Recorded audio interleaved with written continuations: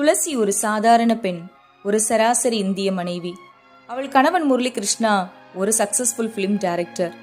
அவள் கணவன் தான் அவளோட உலகம். அன்பான கணவர், சொந்த வீடு. துளசி சந்தோஷமா தான் வாழ்ந்தா. ஒரு நாள் துளசியோட சந்தோஷத்தை பறிக்க போற பெரிய உண்மை துளசிக்கு தெரிய வந்துச்சு. அது அவள் கணவன் முரளிக்கும் நடிகை கவிதாக்கும் உள்ள காதல். அந்த நிமிஷம் துளசி துடிச்சு போறா. அவள் மனம் சுக்கு நூறா உடையுது. நம்ம வாழ்க்கையிலும் சில வழிகள் அப்படித்தான், யாருக்கும் தெரியாது, ஆனா உள்ளுக்குள்ளேயே நம்மளை கொல்லும்.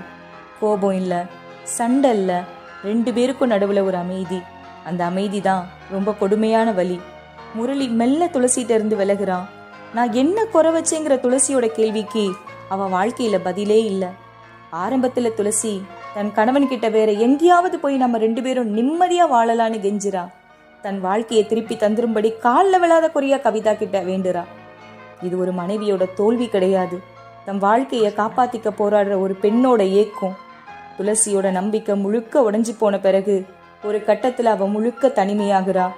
ஒரு காலத்துல அன்பு, காதல், நம்பிக்கை, குடும்பம்னு இருந்த வீடு அமைதி, தனிமை, அழுகை, வெறுமையா மாறுது. அந்த வீடு கவிதாவோட பணத்துல வாங்கினதுன்னு தெரிஞ்ச அடுத்த கணம் அந்த வீடு அவளுக்கு அவமானத்தை கொடுத்துச்சு. அந்த வீட்டை விட்டு வெளியேறி தன்னுடைய சுயமரியாதையை காப்பாத்துறா துளசி. இது துளசியோட தன்னம்பிக்கையோட ஆரம்பம். இந்த நேரத்துல தான் கௌரி சங்கர் துளசியோட வாழ்க்கையில வராரு. இவரால தான் துளசி மெதுவா சிரிக்க ஆரம்பிக்கிறா. அவர் அதிகம் பேச மாட்டாரு, அட்வைஸ் கொடுக்க மாட்டாரு.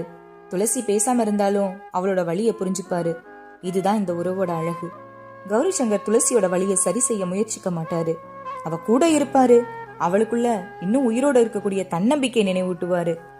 சில நேரங்கள்ல வாழ்க்கைக்கு சொல்யூஷன் தேவையில்ல, ஒருத்தர் நம்ம பக்கத்துல இருந்து நமக்கு மீண்டும் வாழ கற்றுக் கொடுத்தாலே போதும். கடைசில முரளி தப்பு பண்ணிட்டேன்னு வந்து நிப்பான். அப்போ துளசி, இதே தப்ப நான் பண்ணி இருந்தா நீங்க என்னை ஏத்திருப்பீங்களான்னு கேட்பான். முரளி பதில் சொல்ல முடியாம மௌனமா நிப்பான். அந்த மௌனத்துலதான் துளசி ஜெயிக்கிறா. ஒரு ஆண் தவறு செஞ்சுட்டு மன்னிப்பு கேட்டா ஏற்றுக்கொள்றதுதான் நல்ல பெண்ணுன்னு சினிமாக்கள் இலக்கணம் சொல்லி கொடுத்த காலத்துல மாட்டேன்னு சொன்னவ துளசி. ஒரு பெண்ணோட வாழ்க்கை ஒரு ஆணோட ஆரம்பிக்கிறதும் இல்ல, அவன் பிரிஞ்சு போனா முடிஞ்சு போறதும் இல்ல.